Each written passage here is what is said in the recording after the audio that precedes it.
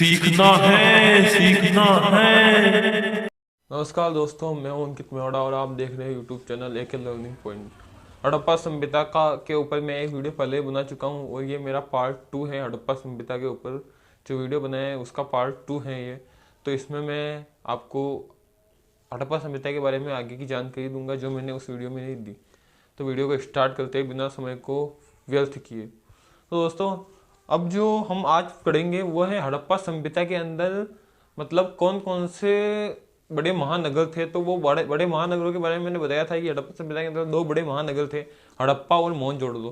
तो आज हम उन दोनों नगरों के बारे में जानते हैं। सबसे पहले तो कि हड़प्पा संहिता में जो पहला महानगर हड़प्पा और दूसरा मोहनजोदड़ो, उन दोनों के बारे में पूरी डिटेल में बताने वाला हूँ इस वीडियो के अंदर। तो वीडियो में लास्ट तक जुड़े रहे। तो सबसे पहले हड़प्पा संहिता के अंदर जो मोहनजोदड़ो नगर हैं उसके बारे में जान लेते हैं। तो मोहनजोदड़ो जो नगर है वो वर्तमान में तो आपको पता ही होगा कहाँ पर है। वर्तमान में जो मोहनजोदड़ो नगर है वो पाकिस्तान के अंदर पाकिस्तान के अंदर सिंध प्रांत है वहाँ पर स्थित है, लरकाना जिले में। मतलब हड़प्पा संहिता का जो मोहनजोदड़ो नगर है दोस्तों वो वर्तमान में पाकिस्तान के अंदर है और पाकिस्तान का जो सिंध प्रांत है उस लरकाना जिले में मोहनजोदड़ो नगर स्थित है दोस्तों। तो उस वो नगर मतलब उस नगर मोहनजोदड़ो का शाब्दिक अर्थ जान लेते हैं पहले कि मोहनजोदड़ो का मतलब क्या होता है दोस्तों। तो दोस्तों मोहनजोदड़ो का मतलब होता है मृतकों का टीला। दोस्तों मोहनजोदड़ो का जो शाब्दिक अर्थ है वो है मृतकों का टीला।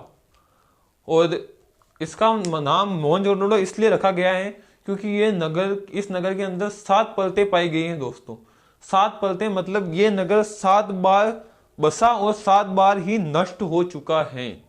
मतलब 7 बार बसकर 7 बार नष्ट हुआ है, इसलिए इसे मृतकों का टीला यानी कि मोहनजोदड़ो इसका नाम रखा गया है दोस्तों। और मोहनजोदड़ो के बारे में जो आगे का फैक्ट है वो है ये है कि अंदर उस समय में मतलब प्रत्येक घर के अंदर स्नानागार था और मतलब एकदम समुचित प्रबंध किया गया था। कहने का मतलब वहां पर इतना अच्छा प्रबंध किया गया था उस समय पर। वो नगर बिल्कुल योजना के साथ बसाया गया था और बहुत अच्छी तरह से उस नगर को बसाया गया था।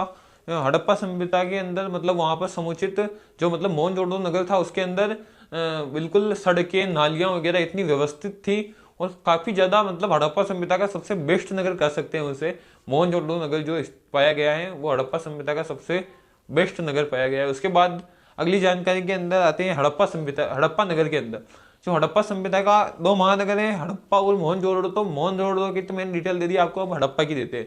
तो हड़प्पा का जो है हड़प्पा नगर है उसके बारे में जान लेते हैं अब हम। हड़प्पा मोहनजोदड़ो के बारे में तो मैंने आपको पूरी डिटेल दे दी, और भी कुछ रह गया होगा तो मैंने जो मतलब आपको एक इम्पोर्टेंट क्वेश्चन का जो मैं आपको एक वीडियो बनाऊंगा जो भी हड़प्पा संहिता के अंदर से जो इम्पोर्टेंट क्वेश्चन एग्जाम के अंदर आते हैं उनके बारे में आपको पूरी जानकारी दूंगा, तो उसके अंदर आ जाएंगे। वैसे मैंने अपनी तरफ से पूरी कोशिश की है और अगर आपको कुछ समझ में नहीं आया तो कमेंट में जरूर बताइए। उसके बाद में हम हड़प्पा नगर के बारे में जानते हैं। तो जो हड़प्पा नगर था उसकी मतलब कहाँ पर था पहले तो ये जान लेते हैं। तो जो हड़प्पा नगर था वो वर्तमान में पाकिस्तान के अंदर जो माटमुंगरी जिला है उसके अंदर पाया गया था, मतलब उसके अंदर है हड़प्पा नगर। हड़प्पा नगर वर्तमान में वो भी हड़प्पा नगर भी वर्तमान में पाकिस्तान के अंदर है और मोहनजोदड़ो नगर भी वर्तमान में पाकिस्तान के अंदर है दोस्तों। तो मोहनजोदड़ो जो नगर है वो वर्तमान में सिंध प्रांत के लरकाना जिले में स्थित है और हड़प्पा नगर है वो वर्तमान में पाकिस्तान के जो माटमुंगरी जिला है उसके अंदर है। और मोहनजोदड़ो जो नगर है वो वर्तमान में अपने लरकाना जिले में स्थित है दोस्तों, तो ये याद रखिएगा। उसके बाद हड़प्पा संहिता में जो आगे की जानकारी है वो है कि हड़प्पा नगर सबसे पहले मतलब हड़प्पा संहिता की जब सबसे पहले खोज हुई तो वहाँ हड़प्पा नगर सबसे पहले पाया गया था, इसलिए उसे हड़प्पा संहिता का नाम दे दिया गया। संहिता को हड़प्पा नगर मतलब सबसे पहले पाया गया था इसलिए उसे हड़प्पा संहिता का नाम दे दिया गया दोस्तों। और उसके अलावा दोस्तों जो हड़प्पा नगर था वो उस समय पर मतलब पश्चिमी भाग जो हड़प्पा संहिता का था उसकी राजधानी रहा होगा, क्योंकि वो नगर मुख्य मतलब जो भी मुख्य व्यापारिक मार्ग थे उनके बीच में आ रहा था, मतलब चारों ओर जो व्यापारिक मार्ग थे उनके बीच में सब मार्ग उस नगर से होकर गुजरते थे। इसलिए वो वहाँ की राजधानी भी रहा हो सकता है, क्योंकि वो सिंध जो मतलब दक्षिणी पाकिस्तान, अफगानिस्तान और जम्मू को मतलब जोड़ता था, तथा पाकिस्तान की जो अभी पाकिस्तान है लेकिन पहले तो पूरा भारत ही, इंडिया ही था, हिंदुस्तान ही था, तो उसको मतलब जोड़ता था और वो प्रमुख व्यापारिक मार्ग वहाँ से होकर गुजरता था।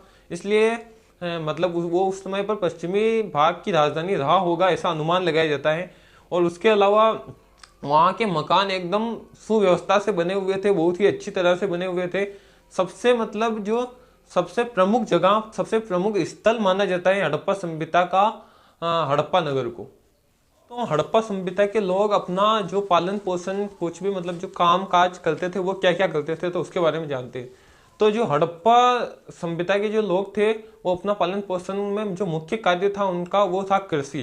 कृषि के अंदर वो अनाज, मटर, सब्जियां, फल फूल आदि की खेती करते थे, तथा मतलब कृषि कार्य करते थे, जिसके साक्ष्य प्राप्त हुए हैं हमारे कालीबंगन के अंदर। राजस्थान के अंदर जो कालीबंगन है उसके अंदर हड़प्पा संहिता के जोते हुए खेतों के साक्ष्य मिले हैं। इसलिए ऐसा अनुमान लगाया जाता है कि वहां पर के लोग मुख्यतः एक तो कृषि कार्य करते थे, उसके बाद पशुपालन में वो भेड़ों का और भेड़े वगैरह ऐसी जो भी पशुओं को पालते थे जिससे उन्हें दूध की उत्पादन होता है, तो वो उस प्रकार के भेड़ बकरियों का, भैंसों का, गायों का, जो भी पशुओं का पशुपालन करते थे, जिससे उनको मतलब दूध वगैरह की चीजें प्राप्त हो।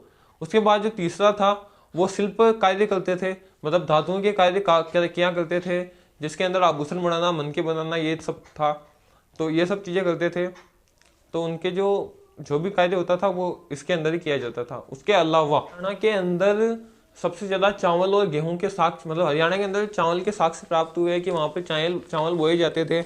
और हड़प्पा संहिता के जो लोग थे वो गायों का, भैंसों का और बहुत सी चीज़ों का पशुपालन भी करते थे और कृषि कार्य भी करते थे। उसके अलावा जो शिल्प कार्य होता था, जो उनका उद्योगों का तथा धातुओं का छोटा मोटा जो भी कार्य था वो करते थे और अपना जीवन यापन करते थे दोस्तों। तो उसके बाद जो हमारा अगला बिंदु है उसके ऊपर ध्यान देते हैं। संहिता के लोगों के अंदर मतलब धार्मिक जीवन कैसा था उनका, तो वो जानते हैं। तो धार्मिक जीवन में वो हड़प्पा संहिता के लोग जो थे वो मुख्य रूप से मतलब मातृ देवी की पूजा करते हैं, क्योंकि हड़प्पा संहिता के उत्खनन के अंदर सबसे अधिक जो मूर्तियां प्राप्त हुई है वो मातृ देवी की हुई है। तो उस हिसाब से मूर्तियां सबसे अधिक मातृ देवी की प्राप्त हुई है, तो उस हिसाब से वो मातृ देवी की सबसे अधिक पूजा करते थे। उसके अलावा वो भगवान शिव की पूजा करते थे, पशुओं में भी वो पशुओं की भी पूजा किया करते थे। उसके अलावा जो पूजा करते थे वो पेड़ों की, वृक्षों की भी पूजा किया करते थे। और उसके अलावा जो जल की, अग्नि की और सूर्य देव की वो पूजा किया करते थे दोस्तों। तो जो हमारा अगला पॉइंट है, धार्मिक प्रवृत्ति तो हमने जान ली। अब उनके बारे में हम अगले पॉइंट में ये जानते हैं कि दोस्तों हड़प्पा संहिता के लोग जो धर्म था उसमें तो इन देवताओं की पूजा करते थे, ये तो हमने जान लिया। उसके अलावा जो हड़प्पा संहिता के लोग थे वो जो कहने का मतलब धान का अर्थ होता है अन्न। तो अन्न भरने के लिए उन्होंने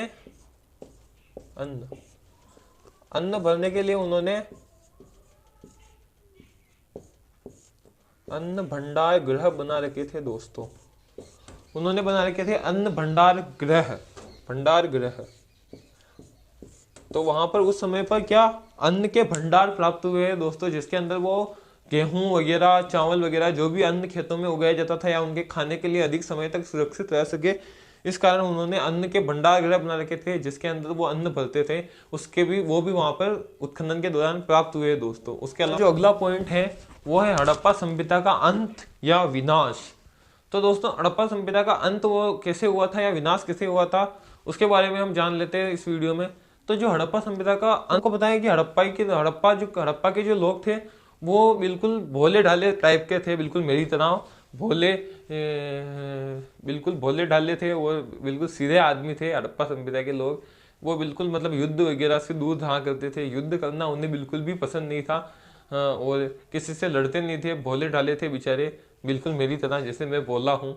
और उसी प्रकार हड़प्पा संहिता के जो लोग थे वो अत्यधिक भोले ढाले थे। तो उस कारण बाहर से कुछ आक्रमण हो गए हो, जिसके कारण हड़प्पा संहिता का अंत हो गया। कहने का मतलब वहाँ के लोग उनसे लड़ ना पाए, उनके पास शस्त्र तो थे नहीं, क्योंकि वहाँ पर जो शस्त्र पाए नहीं गए थे दोस्तों, वहाँ पर औजार जरूर पाए गए थे, लेकिन वहाँ पर खुदाई के दौरान शस्त्र नहीं पाए गए, क्योंकि ऐसा हो सकता है कि उन्हें लड़ने की इच्छा ना हो, बिल्कुल शांत प्रवाह के लोग थे, तो उस हिसाब से वहाँ के पर बाहरी आक्रमण हो गया हो। उसका एक जो उनका मेन विनाश का कारण है वो बाहरी आक्रमण हो सकता है, क्योंकि बाहर से अगर वो बोले डाले थे तो उस हिसाब से बाहर से कोई आक्रमण कर देगा तो वो उनसे लड़ नहीं पाएंगे और उनका अंत हो गया हो। उसके अलावा जो दूसरा बिंदु आता है वो होता है कि हड़प्पा सभ्यता के में जो सिंधु नदी के किनारे थे तो वहाँ पर बाढ़ आ गई हो, तो सिंधु नदी में बाढ़ आने के कारण वो अपने आप को बचा ना पाए हो और हड़प्पा सभ्यता का अंत हो गया हो। उसके अलावा जो तीसरा बिंदु आता है वो आता है कि हड़प्पा सभ्यता के अंदर जो मतलब सूखा पड़ गया हो, कि बिल्कुल वहाँ पर खाने के भी लाले पड़ गए हो, या फिर वो उनके अन्न मतलब भूख के मारे वो तड़प के मर गए हो, या फिर उन्हें खाने को ना मिला हो, अकाल पड़ गया हो।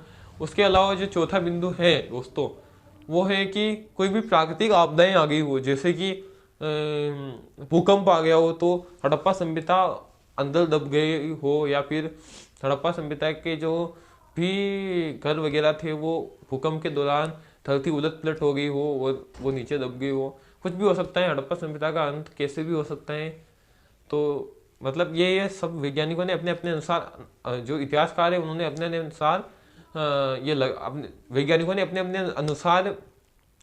वैज्ञानिकों ने अपने अपने अनुसार अनुमान लगाए हैं कि हड़प्पा सभ्यता का अंत इन इन प्रकार से हुआ हो, बाढ़ आ गई हो।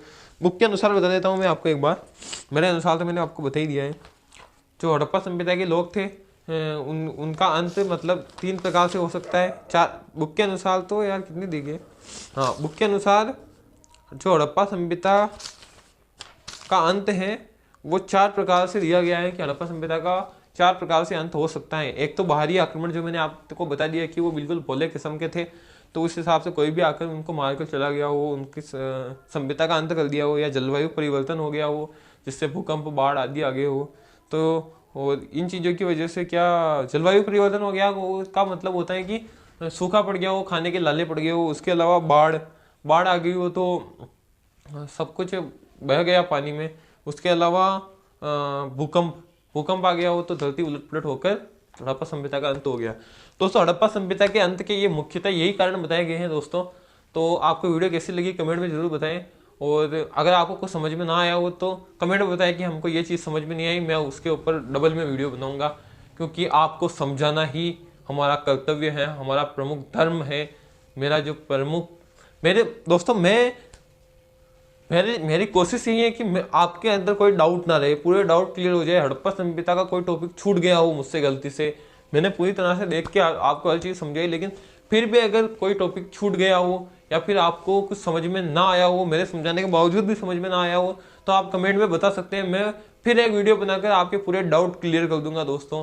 तो अगली वीडियो में मिलते हैं। अगली वीडियो में आपको चैप्टर 2 के बारे में पढ़ाऊंगा, और अगर आपके कमेंट आते हैं, आपको कुछ चीज़ समझ में नहीं आती है, तो उसके ऊपर हड़प्पा सभ्यता के ऊपर भी मैं एक और वीडियो बनाऊंगा, जिसमें आपको जो चीज़ें समझ में नहीं आई उनको डिटेल में समझाऊंगा। तो दोस्तों धन्यवाद। और दीपावली आ रही है तो आप सबको मेरी तरफ से दीपावली की हार्दिक बधाई एवं शुभकामनाएं, और AK लर्निंग पॉइंट क्लास की तरफ से भी आपको दीपावली की हार्दिक बधाई एवं शुभकामनाएं। तो अच्छे से दिवाली मनाना, और ठीक है दोस्तों अगली वीडियो में मिलते हैं। धन्यवाद।